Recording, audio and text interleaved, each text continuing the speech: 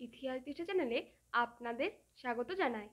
আজ আমরা আলোচনা করব school service commission, WBCS, rail, police সহ বিভিন্ন প্রতিযোগিতামূলক পরীক্ষার উপযোগী ইতিহাসের কিছু গুরুত্বপূর্ণ শর্ট প্রশ্ন নিয়ে।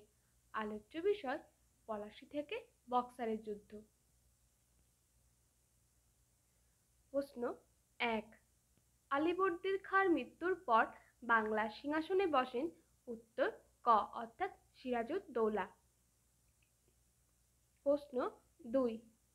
সিরাজ কর্তৃক অভিযুক্ত ঢাকার দেওয়ান রাজবল্লভের পুত্র কৃষ্ণদাসকে রাজনৈতিক আশ্রয় দেন? উত্তর খ অর্থাৎ ইংরেজরা। প্রশ্ন ৩।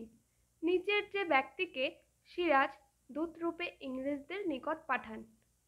উত্তর ঘ অর্থাৎ নারায়ণ দাস। প্রশ্ন ৪। অন্ধকূপ হত্যার সঙ্গে বাংলার যে নবাবের নাম জড়িত? উত্তর গ অর্থাৎ সিরাজউদ্দৌলা। প্রশ্ন ৫। সিরাজউদ্দৌলা কলকাতা দখলের পর সেখানে দায়িত্বভার যার উপর দেন? উত্তর ক অর্থাৎ মানিক চাঁদ। প্রশ্ন ৬। সিরাজ মণিহারি যুদ্ধে যাকে পরাজিত করেন? উত্তর ঘ অর্থাৎ সৈকত জং। প্রশ্ন ৭। ইংরেজরা সিরাজের পরিবর্তে যাকে নবাব হিসাবে চেয়েছিল? উত্তর গ অর্থাৎ ইয়ার লতিফ খানকে। প্রশ্ন ৮। ইংরেজদের সঙ্গে সিরাজের আলীনগরের সন্ধি হয়? উত্তর খ অর্থাৎ ১৭৫৭ খ্রিস্টাব্দে।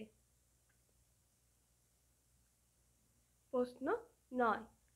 পলাশীর যুদ্ধ সংঘটিত হয়?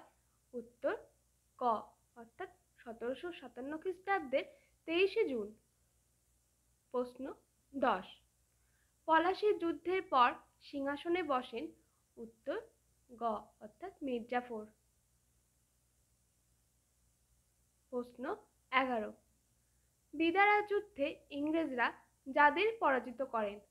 উত্তর খ অর্থাৎ ওলন্দাজ। প্রশ্ন ১২। মীর কাসিম মুর্শিদাবাদ থেকে রাজধানী স্থানান্তরিত করেন? উত্তর গ অর্থাৎ মুঙ্গের। প্রশ্ন ১৩। ওয়াল্টার রাইনহার্ট যার সেনাপতি নিযুক্ত হন? উত্তর খ অর্থাৎ মীর কাসিম। প্রশ্ন ১৪। মীর কাসিম ও ভ্যান্সিটার্টের মধ্যে আলোচনার পর ইংরেজ বণিকদের উপর শুল্ক ধার্য হয়? উত্তর গ অর্থাৎ ৯%। প্রশ্ন ১৫। বক্সারের যুদ্ধে অযোধ্যার যে শাসক মীর কাসিমের পক্ষ নেন? উত্তর ঘ অর্থাৎ সুজাউদ্দৌলা। আজকের আলোচনা এখানেই শেষ করা হলো। আলোচনা ভালো লেগে থাকলে চ্যানেলটি অবশ্যই সাবস্ক্রাইব করবেন, যাতে নতুন নতুন ভিডিও আপনারা সবার আগে পেয়ে যান।